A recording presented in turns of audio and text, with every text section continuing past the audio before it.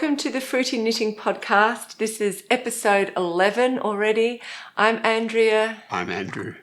And we've got so many goodies to share with you today. We have two fantastic people who we're going to present in the Knitters of the World segment, and we've got a really great interview with a fun and sporty London-based knitwear designer. We've got two finished objects which we're proud to present. Two. And two new projects which we're going to share. So we'll start off with Bring and Brag. Yep. And I'm starting. And I think, Andrea, I think we've got a little bit of footage. We have. To put on here. So here we see Andrea wearing a lovely pair of socks. Yay! And I made them and they're finished. I was extremely pleased. I have been spreading my efforts over the last couple of weeks, but I was extremely pleased to get my Kitchener stitching done. Which you did really fast and really like a pro. Really fast and like a pro. I think, have you finished walking for us now, Andrew? I think so. I think so. All right. So here they are. The socks, this is the very socks that we just saw. Look at that. They're stunning. They are. They are just stunning socks. Look at these toes. Mrs. Kitchener, look at those toes. Yep, that went well. They're fine. They're, the wool, I have to say, I mentioned the wool one last time. Since it is the end of these socks, a lot of faithful viewers will be somewhat sad to see these socks coming off the needles, and they will not be joining us in any future episodes. They've become such a permanent part of this podcast. They're as much a presenter of this podcast as you or I think, Andrea.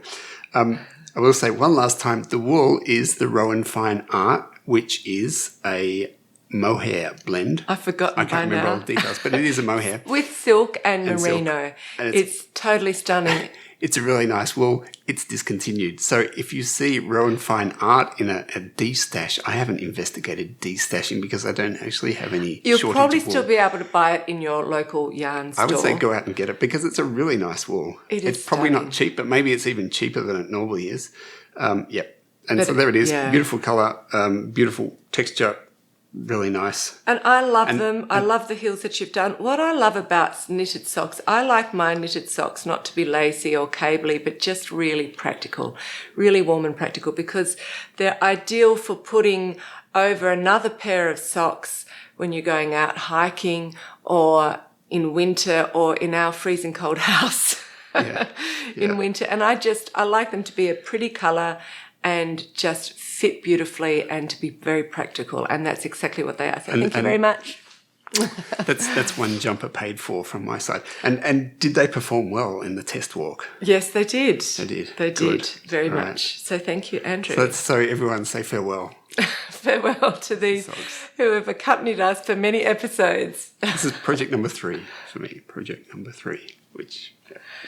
Good. Okay, so moving on. And the second thing we're going to bring and brag about is my finished Amaryllis cardigan by Marie Wallen. So I love it. I've got it on, as you can see. I'm about to take it off because it's very hot. But before I do, I just want to say it is super cute. It actually, when I put it on, it reminded me of a Bavarian jacket, like a sort of a folk German costume when I put it on. Yeah, which is kind of I think it's quite an elegant line the way it's stripped down. Yeah, exactly. So I've yet to sew on buttons, to buy buttons and sew it on.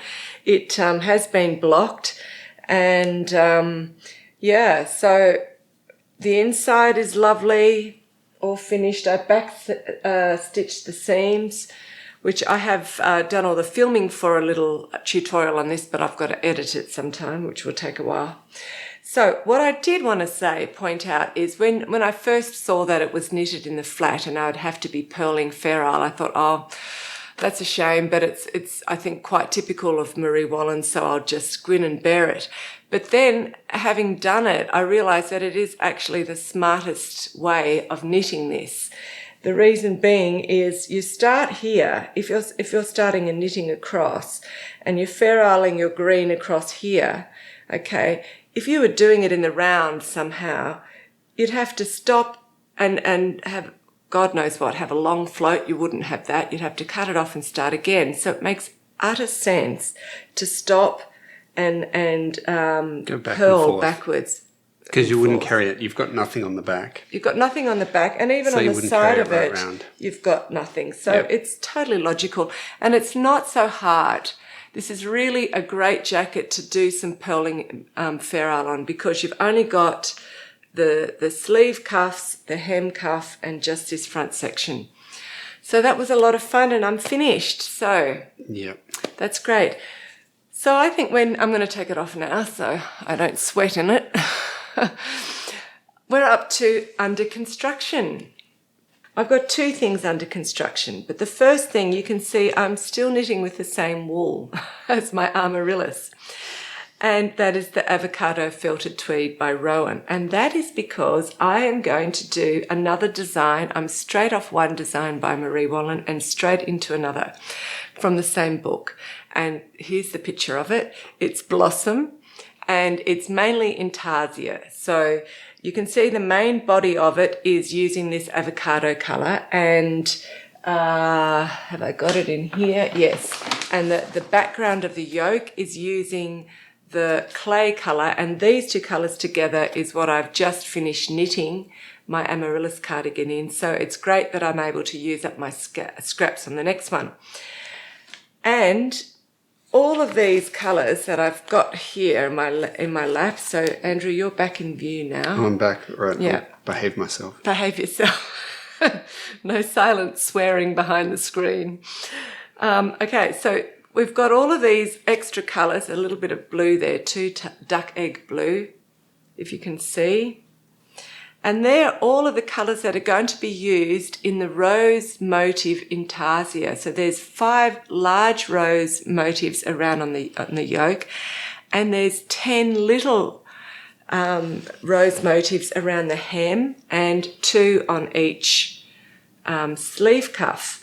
So I've just started here with the hem, and I've just got to do about 6 centimetres of a 1x1 rib, and then I'm going to be starting with my 10 little intarsia rose motifs. Now each of these rose motifs have 5 colours, so that means I am going to have 50 little bobbins hanging off. Little bobbins. Was there a bit of hesitation there, Dales? No. When you were doing the 5?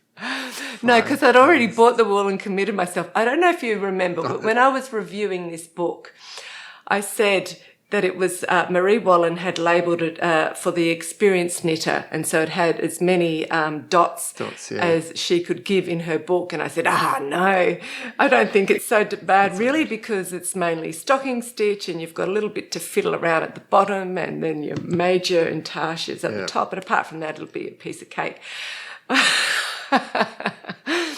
But so last night when I figured out I've got 50 bobbins to hang off, I thought, So I have made little bobbins before. You can buy a bobbin, but I don't actually like to have a lot of jaws.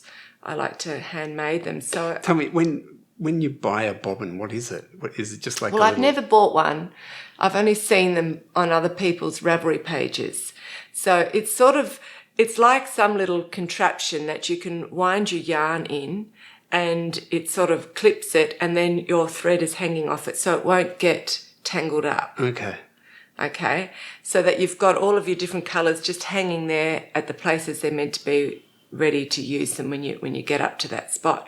So I've made for myself one of the first colours, which is this pine colour. It's going to be the foliage. 10 of these. This is what a homemade bobbin looks like. There's another one. And what's good about these, and I will really quickly show you, is that they hang like that. So this is going to be attached to your knitting. And as you need more, you just simply pull it out like that. So you knit away, knit away, knit away. You need more, and you pull it out. Hopefully this demonstration is not there. Okay. And then finally you're left with little strings. Okay, so I'm going to have 50 of these hanging down in just a day or two. So all around here. But actually I figured out I don't even need to do bobbins, because I'm not using much wool on each one of them. So for this Just have part, the wool hanging down. I just have about this much wool hanging down. I reckon it's going to be easier. Make sure you have enough. Yeah, that would be super annoying. But for the major intarsia motifs at the top, I will definitely use bobbins. But if you want to see a very quick demonstration on how to make a homemade bobbin, here you go. So you take it here, and I'm going to do a figure of 8 between my thumb and my 4th finger. So I'm just going to wrap it around like that. For however long, you might do a really long one or a really small one. I'll just do a small one here. And then you cut the end here. Now this bit here is going to be the bit that you're going to knit from. So you hold it then in the center like this, and you wrap this around it.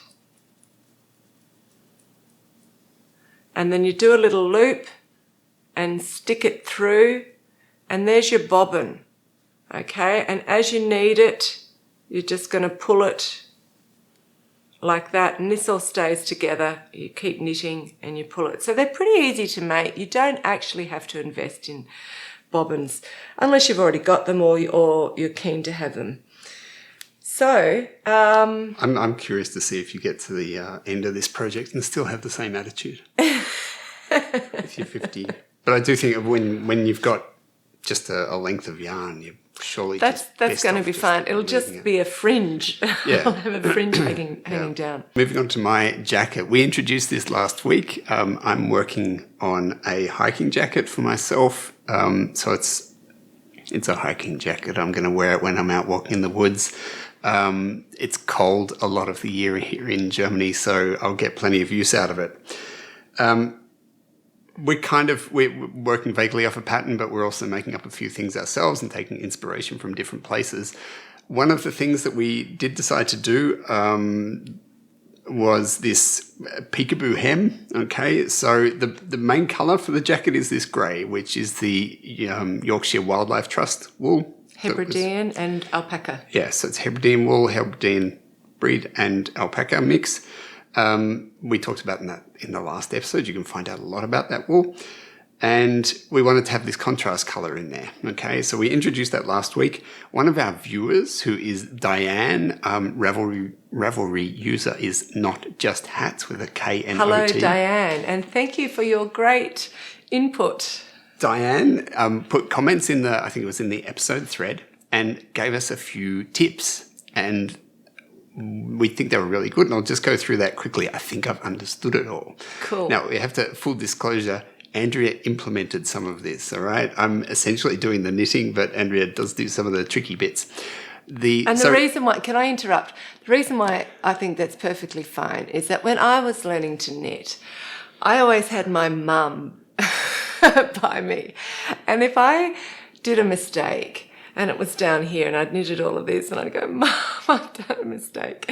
She'd say, look, you've got to unpick it because you want it looking nice. So just unpick it. And then she'd knit some of it back up to kind of relieve my heartbreak. And, so that's a really great introduction to knitting, is have someone help you over the really annoying, tricky bits. And so I'm quite happy to help Andrew over some of the parts. Yeah, which is a good thing. I mean, I often think if you're managing to start knitting on your own, I suppose you can do just absolutely basic stuff. But for me, one of the big challenges is when something goes wrong, because then, if everything's going right, then that's fine. Yeah. But as soon as something goes wrong, things turn really complicated, and I certainly can't recognise what's going on. Diane came up with these few points. And so essentially what we were planning to do was, we've got our contrast colour. We were going to cast on in the contrast colour, knit a little bit, turn it over, and then do a 3-needle bind off, which I saw your technique video for, so I have a vague understanding of that. So to join it together here. So that would have been okay. But the tips that we got from Diane are, firstly, instead of doing a standard sort of cast on, right, we would have done a long tail. Long tail. I was going to say long line because that's a technical thing that I do at work, but a long tail cast on, yes. She said, don't do that. Do a provisional cast on, all right, which is where Andrea came in with your newfound crocheting skills. Yes. Yeah, you did a bit of a crochet thing, so do that. Yeah. the reason for that is that it makes a sort of lighter join, a more neater join. You've only got one row of stitches, so that's less bulky. Yeah, when you fold it over and join it up again, it's then knitting through the edge of a cast on plus your present stitch together. Yeah. That's more bulk than just two stitches. Yeah, so you get rid of that cast on essentially. That's really cool. And the second tip that she gave was, instead of starting with the contrast colour, you start with your main colour that you're going to... So this is the outside of the jacket, right? And this is what you see from the outside. Tiny hint of the contrast colour, but then the main colour from there upwards. And the join is around here.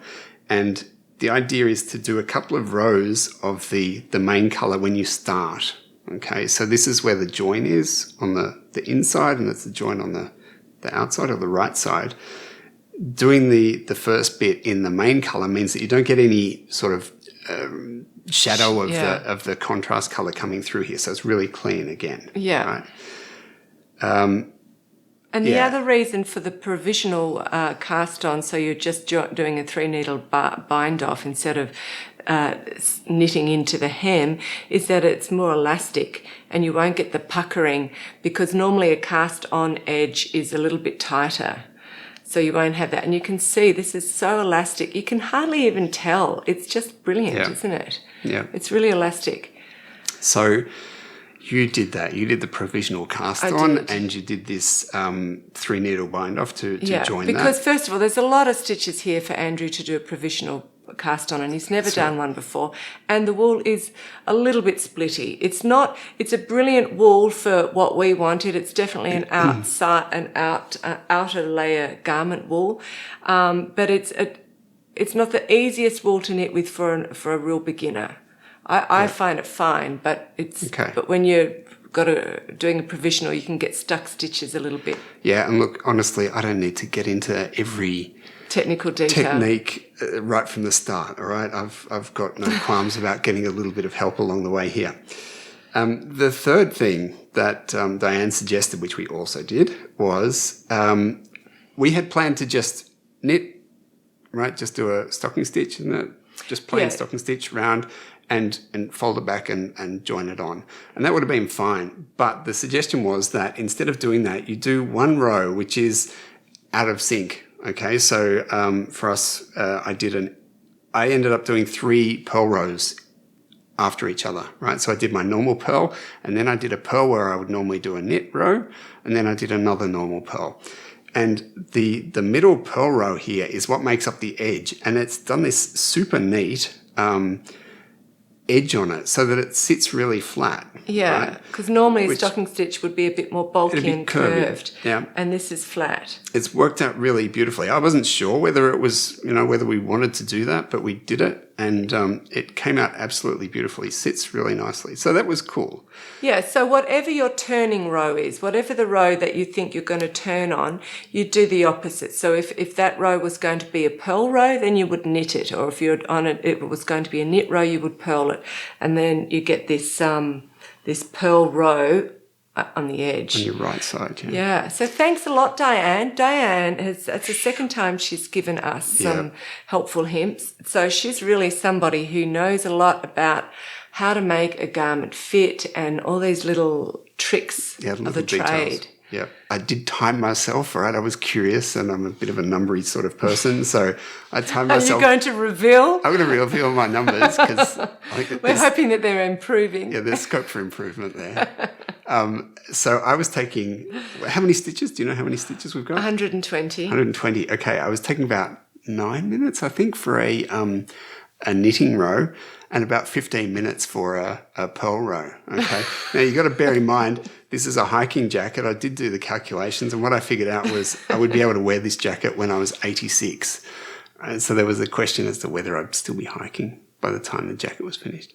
Why 86? Because you only do 5 stitches a day. Yeah, I've got limited time to do this, and it's taken me so long to get through each row. So we did a bit of technique training, which was pretty intense and very intense for me after a day at work. Yeah, because we usually do this at 10:30 at night. Yeah, it's kind of the last thing that happens. And, Yeah, so we're trying to improve the technique there a bit for my stitches to try and improve my times. It is the Olympics right now, so everyone's looking at times. Yeah. But yeah. Our next under construction project is a new project for me, and it is going to be a jumper for Andrew. Yes. So normally when I ask Andrew and I say, I would like to knit you a jumper, what would you like to have on it? He says cables. And I really love Fair Isle. And I said, can't it be Fair Isle? And he goes, no, cables. So after knitting him the cabled jumper of all time, which is the St. Bridget's, in my opinion, it is the most beautiful cable jumper I've seen. He's got the best of the cabled world. I still say to him, what about Fair Isle? And he goes, no, more cables. So I said, no, if you're getting a new jumper, it's going to be Fair Isle. So I'm going to force you to look at colours. Anyway, I found a design, so I'm going to tell about this design. It's actually by Alice Starmore's daughter, Jade Starmore, who is a knitwear designer in her own right, and she's also a fashion photographer. So she's and she studied, I think she did a master's at the Glasgow School of Fine Art. And if you go over to their website, which is the Virtual Yarns website, it's you can see some of her designs, knitwear designs, and they're really fashionable and they're really stylish, and they're on my list to do. I'm really happy to be knitting with the Virtual Yarns again. That's a Hebridean 2-ply. I love it. I'd have to say it's probably my favourite yarn. Why do you love it? I mean, I assume Why do you're I love coming... what? Fair Isle or... No, the Virtual Yarns. Why are you excited? Because she is such an artist.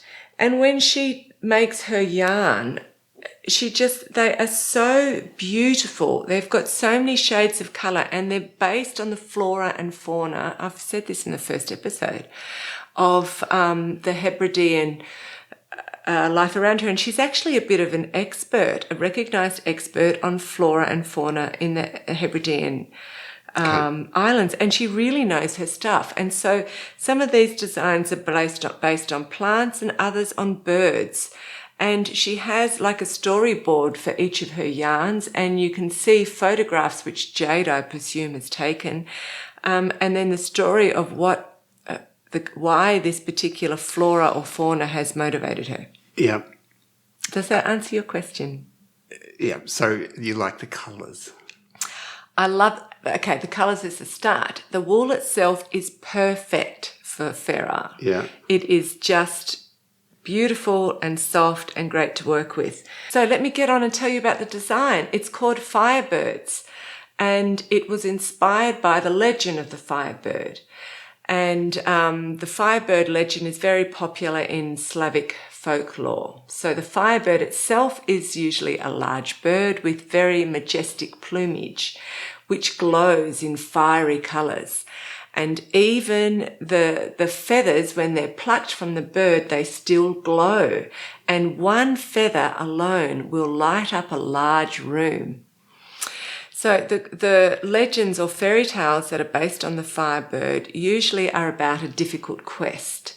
So the hero, the quest is initiated by the hero finding a feather, a glowing feather from the Firebird, and then going on a very long and difficult journey to try to find the bird and then to capture the bird.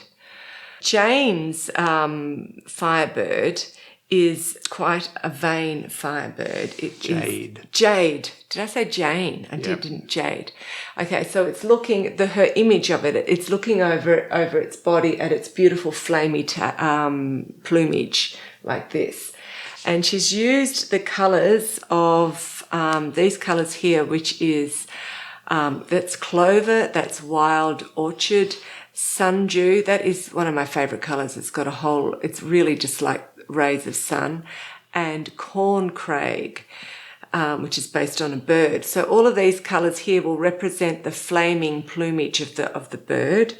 And then she puts the bird in a lovely garden of rich green foliage.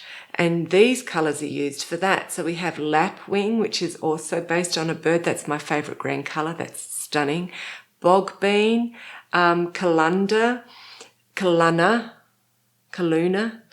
I'm not sure, and McClare. So these gorgeous green colours, and you may not see them close enough, but they've got stunning multiple heathery colours inside them. She originally wrote this pattern, Jade, as a child's cardigan, and then she got a lot of requests, so she adapted it to be a woman's cardigan, and I'm going to adapt it to be a gentleman's jumper. I've already asked you who it's for, but it's for me. Yes. It's a bloke's jumper then, isn't it? Yes. This is looking very feminine. But Yeah. I assure you... So you've got to picture me here. with this lovely blonde, long hair and this cute chubby face. No, so skinny face, bit scratchy around here. Thinning hair, bit of grey. You'll look great in it. Yep. We've got a picture of a heroine with a Firebird. Yes. So this heroine went on a long quest and It's an arduous quest too. She was chasing around a chicken for half a day. This chicken would not allow itself to be caught, and it had to be caught. Is this really true? She had to catch the Firebird. I think so, and she caught it. And this is our daughter. Our daughter, once she puts her mind to something, does not give up, especially if it's running around chasing something. Madeline's a super kiddo. She does a little bit of glamorous stuff and likes, being dressing up and whatever, but she loves her time on the farm as well. So she has managed to convince two of her friends to come off with her, and I'm not sure if anyone knows about this, but there's an organisation called WWOOFing, which is Willing Workers on Organic Farms. And I think it's all around the world. I would assume, I'd be pretty confident that it was in America as well, if that's where you are. And essentially you can go to one of these farms and volunteer for some time. So she's off there doing that, and you get free board and accommodation, food and accommodation, and you just have to work on the farm. Yeah. So she's somewhere, I think it's somewhere near Dresden. I didn't pay too much attention as to where she's headed off. She's only our number one precious daughter. She's the only child. It is. It's on an organic farm, and they still use horses to do some ploughing. Yeah. And she was telling me she was riding the horses bareback the other day, so she's having a fantastic time. Yeah. So. Yeah.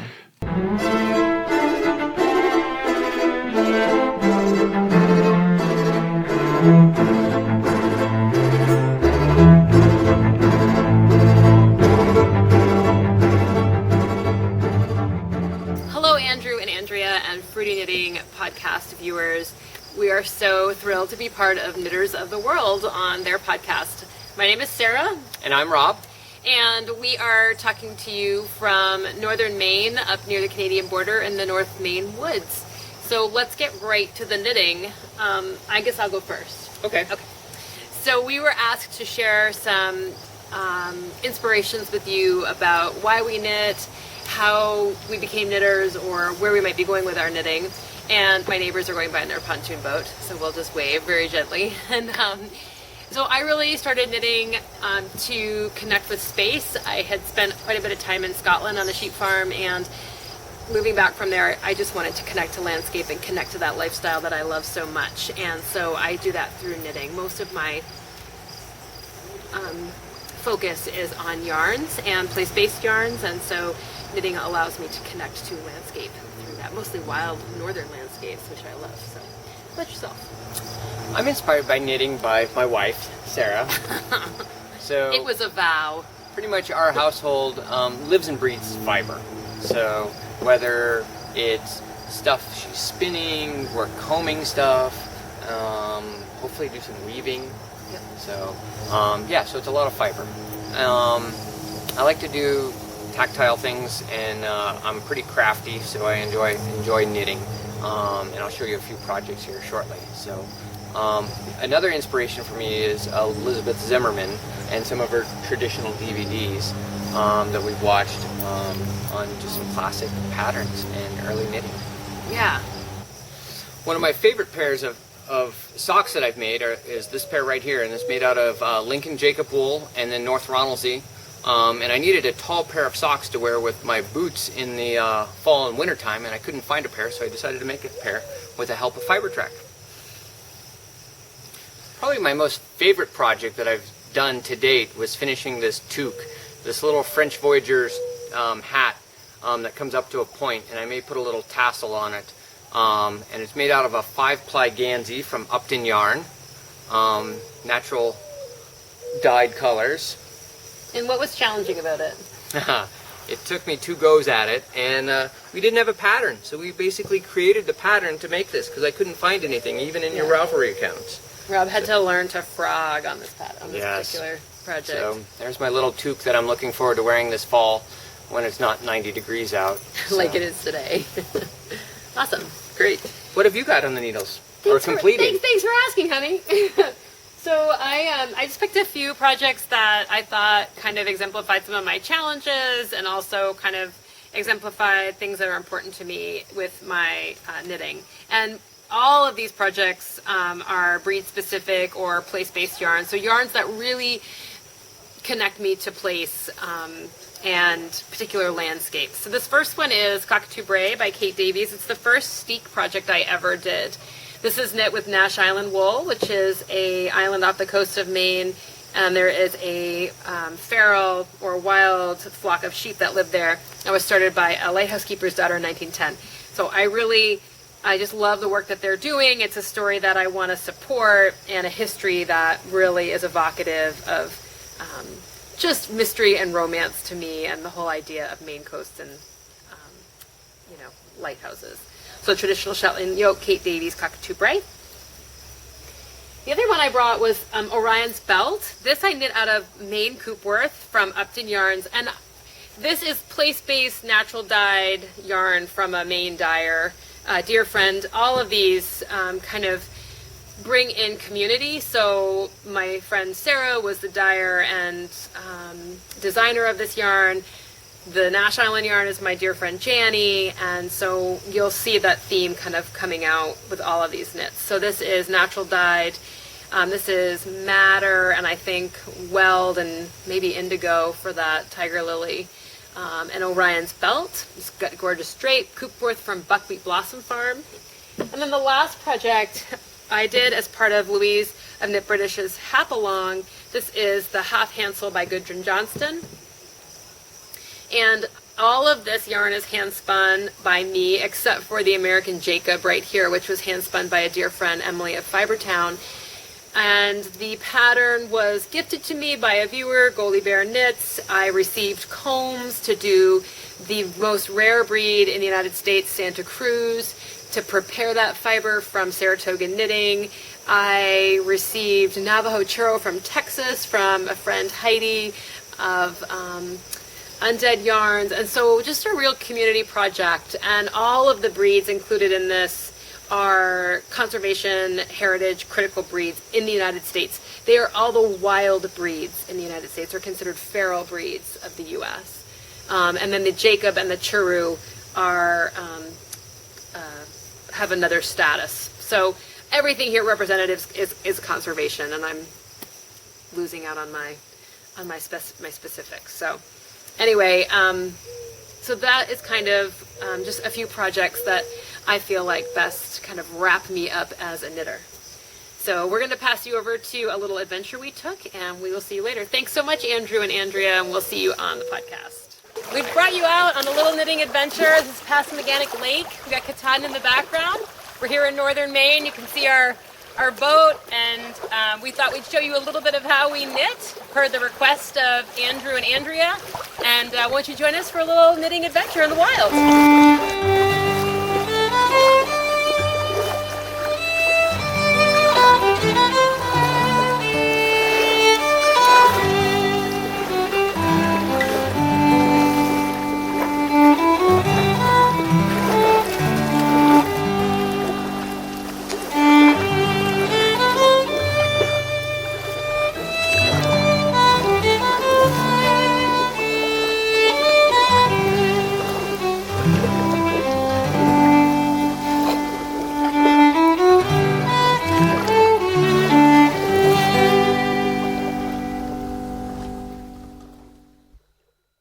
Thank you very much to Sarah and Rob. I think Sarah was actually one of the first viewers that we had back in episode 1 of our podcast. We had a segment called Extreme Knitting, which is still kind of there, but we don't do it actively so much. And Sarah submitted some pictures of her home and environment and her knitting out in this beautiful scenery in Maine. Sarah has her own video podcast, which we would recommend you check out. She is really active in the community there. There are sheep and she's involved in shearing. She gets out and does some shearing herself. You can see that. You can see her taking some of the wool that she's sheared off to a mill and getting it spun and that sort of thing. So it's really interesting. I really enjoyed seeing Rob. Rob's been very much behind the scenes. We see him he's got his own Instagram feed, but we haven't actually seen him. I follow him because he puts up totally beautiful pictures of the Maine area where he's a ranger. But there was such a handsome and happy and sunburnt couple sitting there knitting and chatting away. So they look really great. So, Rob, I reckon you should join Sarah in Fiber Track. Yep, get in there. And I mean, I love the socks, I have to say. Oh, the socks are brilliant. You can just feel that they're going to get good use out in the cool of a Maine winter. Absolutely. And the hat as well. The hat actually made him look quite French. Yeah. So you've definitely got to put the tassel on. Yeah. Their details are in our show notes as always. And we recommend you go and check them out. Yeah. So now we've got our Carl news. So last episode, we came up with an idea, and I will just tell you what it was again. We had this idea of doing 2 collages for the 2 Carls. We've got the First Garment Carl, which Andrew is leading, and the Fair Isle Carl, which I'm leading. And so we're going to do a collage midway through, so that would be the end of August, where you do a 20-second selfie of, if you haven't started your project, you can still do it. You just show your wool. Or else if you've knitted a bit of it, you hold up your knitting, or you can put it on and say, this is the design I'm doing and this is the wool I'm knitting it with and I'm loving it, or it's freaking me out, or whatever you want to say. And then we'll do probably it'll end up being something like 2 minutes at the most, collage of everybody. And that's there. And we'll put that out in early September just to celebrate your work. And then we'll do it again at the end of the Carl with the finished objects. So you take another 20-second footage of yourself wearing your garment and looking proud and happy. And then we do that collage. And the whole idea of that was to help motivate you and to celebrate your knitting. So we had one person respond, and that was the lovely Nana from Portugal. And she was very keen, thought it was a cool idea, and has already sent us her 20-second selfie. So thank you, Nana. We were a little bit surprised that we only had one response. So we want to ask your feedback. Is this something that you would actually like to do? We thought it was a super cool idea, but maybe you don't find it a cool idea. If you don't, we're interested in hearing why. Is it perhaps because you're a little bit nervous about the technological side of it? How would you do it? Or is it privacy perhaps? Or do you just think it's dumb? Who knows? But in our thread, just leave a comment if you want to. You don't have to. It's just if you want to. We're interested in feedback to know, if it is something that you would like, or maybe you just haven't got around to it. Maybe you're on holiday. So let us know if we should continue with that. If you don't want it, then that's fine. We don't have to do it.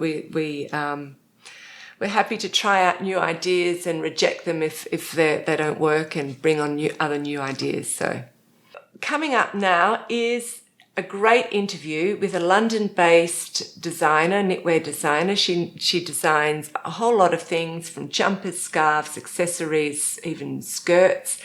And she's a lot of fun. She's got really fashionable and casual and easy to knit garments. And I'm really happy to have her on the podcast today because it's relevant for the First Garment Carl. If you haven't started, you might find something there that's really inspires you. So grab yourself a drink and settle down with your knitting. And we're going to say goodbye now. And thank you very much for spending your time with us again. And if you really enjoyed this, then please subscribe. Yep. Thanks very much for being with us, and we'll see you in 2 weeks.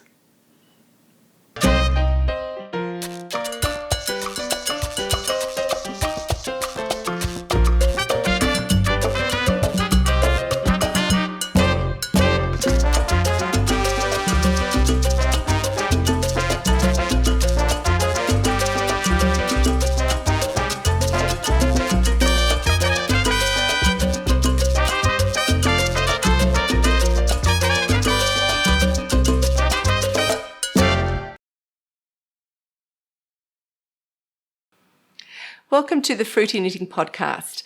I have a really interesting guest with me today. She came to knitting relatively late, as in 2008, but once she had those knitting needles in her hand, she didn't put them down. She's a very creative person, and she taught herself to design knitwear at the same time as she taught herself to knit. And her designs range from hats and shawls to jumpers, cardigans and lace tops. And I really like her designs because they immediately look like they're a lot of fun to wear. They've got great silhouettes and they're very modern, and she uses really lively colour combinations. I'm also glad that she agreed to come on the podcast at this time because she has some fantastic sweater designs which will entice those of you who haven't yet knitted a sweater or garment and would like to take the plunge to do so, to do it. Especially because, as you all know, Andrew is running the first garment knit along, which goes until the end of October. So you still have time to cast on. Let me introduce you then to Jimenez Joseph, who lives in London and whose design name on Ravelry and Craftsy is JimiKnits. So welcome, Jimmy, and thank you so much for being on the podcast. Oh, thank you for having me. Let's start with a brief account of your knitting history. So when did you start knitting and when did you start designing? Well, before that, I was a track and field athlete, only a club county level. And that was mainly my whole life until in 2008, in the summer of 2008, I broke my leg after a hurdles accident. And I was laid up for many months, not able to do anything. And so it was like, well, you know, there was always something I wanted to do, was learn how to knit. And so that's what I wanted to do. So I got a knitting kit and then just started from there. And I looked at magazines and knitting books and things like that and tried to follow and understand the patterns and the instructions and had no clue whatsoever what I was doing.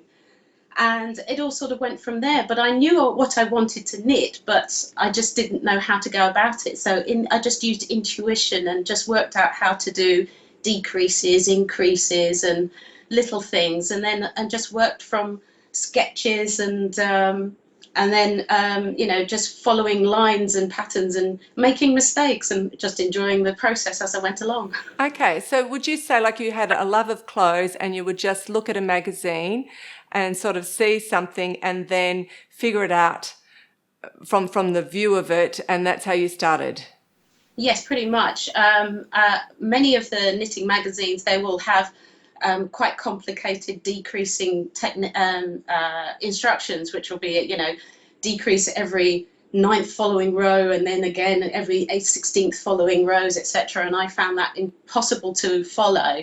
And so what I would do is I would study the drawings and maybe use some of the schematics or the information I was given there, and then reprogram everything. So I would redraw it and then sort of copy what I saw from the magazine and knit by eye. You've been trained and have worked as a graphic designer, and I can imagine that would definitely influence your designs for knitwear and working with colour, etc. But did it also influence how you wrote your patterns?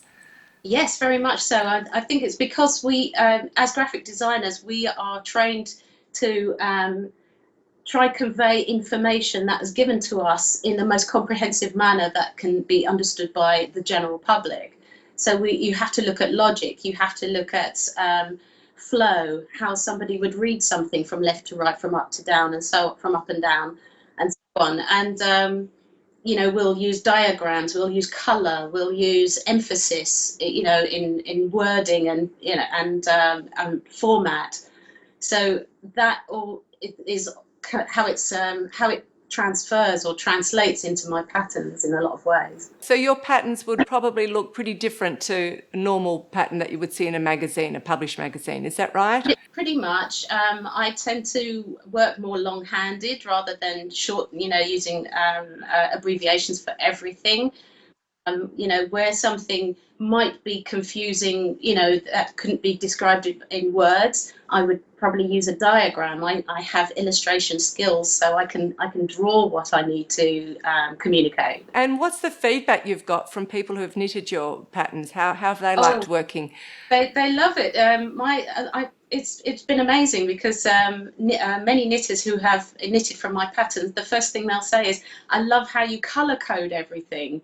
And I color code all the sizes and all the numbers referring to those sizes. So it's easy for the knitter to be able to quickly get to that information, pertaining to their size, and work around those, those without having to keep, highlighting everything as you would normally do with most knitting patterns. So, and I'm amazed that people don't, a lot of designers don't do that method. And I was wondering why that was the case. It could also, am I the only one? Yeah, it could also maybe even be because a lot of them have so much pressure from the publisher to count, stop word count, and that's a tricky thing to get around probably. So what's your design process? So from the very first time that an idea pops into your head to the finished garment, what does that look like for you? Well, an idea will pop into my head sometimes through something I've seen in a store. Like I'll go shopping and I'll see a cardigan and I'll say, "Oh, I love that, but I think I could knit it." Yeah. But I would change this and that. And so sometimes it'll start off like that, or it'll just be it'll not necessarily be a knitted item. So it would be a sewing dress, dress that's been sewn, or a jacket or something. And I'll say, I would see that and I'd like to see how that translates as a knitted item. Would you say that you've just got quite a deep love of clothes and that's where it kind of starts for you? Yes, I do. I have a deep love of clothes, but never the shape to wear a lot of the clothing that can be bought in stores. I feel that because of my broad shoulders, my short torso, my long legs, and my narrow hips, I can't get into a dress, I can't get into a jacket, and so I end up thinking, I think I'm going to have to make my own clothes, I think, from here on. And so knitwear, knitting gives me that, because I have, carte blanche to do what I want, and because I'm prepared to wear it. Yeah. Okay, and what about from yarn? Do you ever get your inspiration directly from looking at a yarn and thinking what would that yarn be good for, and then that... Oh yes, nearly all the time. What I find is that when I go shopping for, and go to a marketplace or a knitting festival, and there's a marketplace for yarns and everything, I'll buy yarn, but I'll have no idea what I'm going to make with it until I get it home, or it will sort of speak to me, so to speak, in some telepathic dialogue between myself and the yarn. It wouldn't be an audible conversation, of course, because as you can imagine... or just a one-way conversation. There's a knitter's nut house out there waiting for me right now, but there isn't, thank goodness. So it would be almost like a telepathic conversation between myself and the yarn here, and it would say things to me in the sense of, like, the colour would be the thing that strikes me most. I would be attracted to the colour, the texture, and then the thickness of the yarn, and that would just tell me a number of things about what I can do, or what would be best suited to bring out the best of that yarn. This particular yarn, because it's got a beautiful, rich yellow-green sort of pear colour, it would do well just to be, a blank stockinette, really, because the saturation or the coverage of this hand-dyed yarn shouldn't be interrupted by anything, in my view. Not for this. If it were another colour now, that might be a completely different conversation. An idea for a top, take this one for example, chicane. I love the idea of it being a cutaway shoulder, And me having broad shoulders, I'm thinking, well, might as well make the most of this, hey? Yeah. And Looks I great. liked the idea of this, and I'd never seen it in knitted form, not really. Not for, I mean, I designed this in 2011, so at the time I hadn't really seen anything like this. So I wanted to know if it was possible to create something like this, in knitting, and it needed to be flowy, it needed to be light, so I made it lace as well. And this is a fingering weight yarn as well, so something like this would do well for this design. Mm-hmm.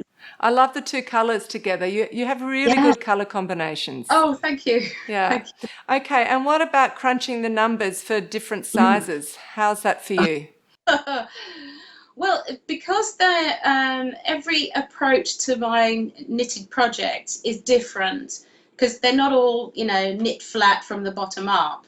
Some are top down in the round, some are taken sideways this way and that way, whichever way I feel is right to approach this particular design. And they are treated as a unique number exercise all the way. So you don't have a template of Excel numbers that you can just say, oh, I'll just grab this template and just throw out all these numbers and expect that to half my workload. No, it doesn't, I'm afraid. In fact, it just makes it just more and more technical every time. Yeah. Cool. So you're quite obsessive when you start on a design. You like to take it. Do you stay on that design until it's finished, or are you likely to leave it aside for a few months or work on multiple designs at the same time? What? I tend to be a bit more monogamous monogamous. Yeah.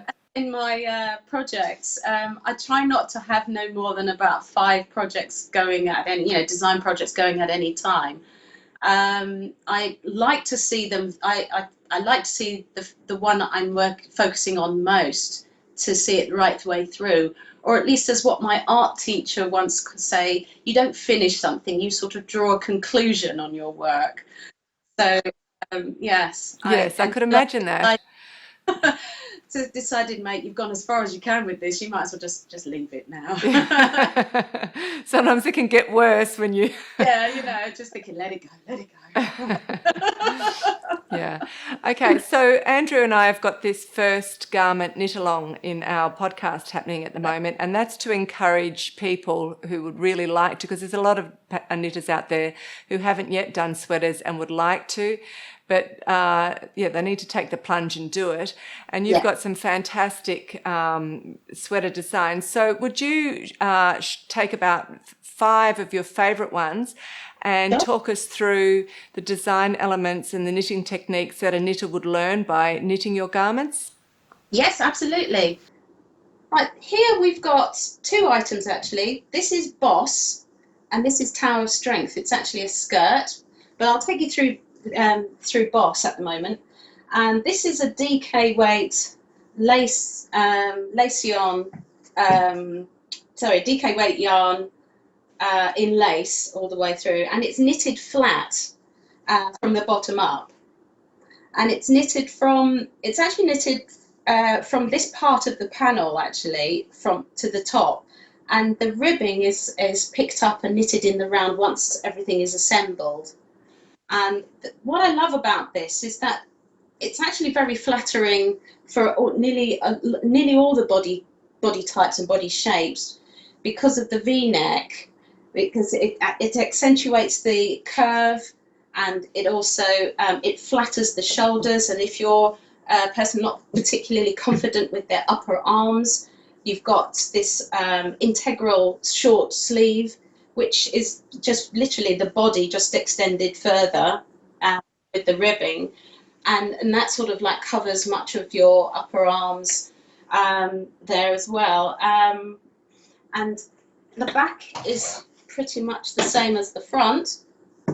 So it's got a lace panel in the middle, and then 2 different diagonal lace patterns on either side. They are separated by a purl stitch, so that you don't get lost. So when you knit when you do the lace diagonal eyelet, to the pearl stitch, and then you change to the I'm not entirely sure what we call this one really, but it's like a diamond shaped um, lace, and then another pearl stitch, and then go back to the opposite side diagonal slanting eyelet. That's really flattering too, and slimming, I'd imagine. Are they easy lace patterns, relatively, or they are, yes, to memorize? You can if you're not. It's one of those projects that it's probably best if you don't watch Swedish crime drama while knitting it. Yeah. You need to concentrate a little bit. You can't really be watching TV and following subtitles. Yeah. So it's caught me out a couple of times, but beyond that, it was nothing. Nothing fatal. Now, the great thing about Tower Strength is that it's made in the round from the top down. Starts off with the ribbing, and then it then becomes Fair Isle all the way through. Okay, yeah. And it's two colours each row, of course, and then it's a single colour, and then it's two colours with a switch up of colours in a comb-like construction. And then the increases appear in 4 points, 1, 2, 3, 4, as it gets wider towards the end here. And being from the top down, you can determine, how long you want this skirt to be. So in this case, this is like an 18-inch skirt, so it's a mini skirt, sort of comes down to about there on me. And you can make it wider to be a much more flared skirt and just continue with your increases every set number of rows. This is Lucky Star Jumper, and this is uses intarsia for just the star motif. What makes this unique in a sense for any intarsia that I've ever seen, really, I've very rarely seen intarsia that has lace involved, and it was just something I thought, I'd love to see what intarsia and lace would do, and just having a giant motif in the center of a jumper just is something, a bit of fun, and something technical. And the fact that you could also wear, a bright coloured vest underneath this, and it will show through through this motif as well, so you'll be able to see that colour coming through there, almost like a stained glass window. So this is actually knitted flat from the bottom up, and as with intarsia, you're expected to carry, balls of yarn across. And I designed the star to be this particular shape and style, so that the knitter would only carry no more than 3 balls of wool across that row. Any other shape, apart from a heart, say, or a circle, which is just too simple, really. Why not make a headache for myself? You would have to carry about 5 or more, balls of wool around the, Yes, along I see that. row, Yeah. which would be, to me, if it's a nightmare for me, I think it's a nightmare for other knitters. So I just like to keep things as simple as I possibly can. So it's knitted flat, both back and front. The back doesn't have anything on it, so it's just, nice and simple. What gives it a special look to it are the sleeves, and the sleeves are once assembled are knitted in the round and knitted from the top down, and then it just becomes a long ribbing cuff with a thumb hole on the end of it. That's very cute. Yeah, which is, in the winter time, this jumper, it's seen better days, honestly, but it's because I live in it. Yeah, it's bobbled to the hills. It's, I thrash about in it all the time. And this is the thing with a lot of my designs. Anything that I make, they don't become just samples. I wear them. So, and I'll wear them to death. So in this case, I've been wearing this to death. This is Jimmy Cricket. Now, I've been a fan of cricket for many years, my father was a keen, fan of cricket, and he used to watch it all the time. But I loved the cricket sweaters, and this is what it was based on, really. It was the cricket sweater, but in cardigan form. And, for the life of me, I've never really seen a cardigan, in a cricket sweater cardigan. Just using the cricket sweater themes of the stripes on the ribbing, and the cricket cables. This is done in pieces. It's all done flat except for the sleeves. The sleeves are once assembled again as knitted in the round. And I did it that way mostly because I prefer my sleeves to be done this way, and that's mostly to do with availability of yarn for me and for most knitters, really. If you decide once when you're knitting top down that you don't have enough yarn to complete your sleeves, you could decide to make it 3/4 length or short length. So that's short rowed, picked up stitches with short rows at the top of the settings of the sleeve, and then knitted down. Okay. Down, And you could have a lot of fun with different colour combinations as you have there. Yes. That looks fantastic. That's some pink, isn't it? Yeah, it's great. It would look great on you. Right. This is byline, and this is actually a top-down set-in sleeve construction, and it's actually made from the shoulder line. And then I've written it in such a fashion that will make it very easy to for a knitter to follow, so that they can actually create their integral shoulder cap here, or sleeve cap, as well as the yoke. This is made from the top down and solid to start with, and when you've established your shoulder line, so to speak, and then the neckline is then, and the stripes are then incorporated after that. And it's knitted all the way down until it meets the center here, and then it's knitted in the round.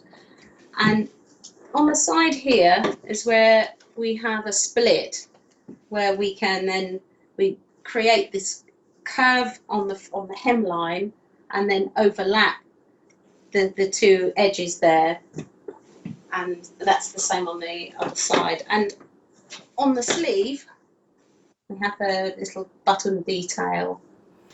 So, and then there's the button Henley style neckline there as well. And what goes with that is, with that very same pattern, you can then make that into a cardigan by not joining at the yoke here. So, but you're just continually going all the way down to the finish, and you created yourself a long cardigan, or and this one is actually a much longer cardigan with 3/4 length sleeves and a much deeper neckline. So, and it's constructed by the same pattern. So two different looks, one pattern. So do you like to design for men as well? I haven't done, no. What about your husband? He hasn't put in requests? It's hard, isn't it? He's been asking for a golf jumper for many years now, and all I keep thinking is, oh my goodness, all that knitting. Yeah, but you'll have a lot of fun with a golf jumper. You can take crazy combinations. Oh yeah, absolutely. So Jimmy, you've been designing knitwear now, or you are designing knitwear pretty much full time. What elements of designing and knitting are you most passionate about? Oh, I'm passionate about exploring new techniques, because I feel, having only knitted since 2008, I don't think I've quite covered the full spectrum of all there is to knit. I've still got to really nail down proper Fair Isle. And I've done a little bit of double knitting. I'd like to, see that through as well. So, I just love the idea of, exploring further and finding new solutions to, simple or complicated projects. Do you have any longer term plans that you would like to share with us, or have you got any projects at the moment that are about to come out or you're working on? Yeah, I've got a pattern coming out shortly. It's a summer vest, so it's I won't say too much about it yet, but it's coming out very soon. And I've got another one which should be released probably late September, but it's kicking me in the butt right now on the numbers. So, it's like, don't get me started on that. I'll start complaining. Okay. Well, look, it's Stop been rumbling. so much fun having you on the podcast, and I want to thank you again for agreeing to this interview. You're welcome. So we'll say goodbye to the viewers now. Thank you for watching. I'm sure you've got heaps of inspiration with those fantastic designs that Jimmy's just showed you. Yeah. So thanks, Jimmy. Thank you so much. It was a pleasure.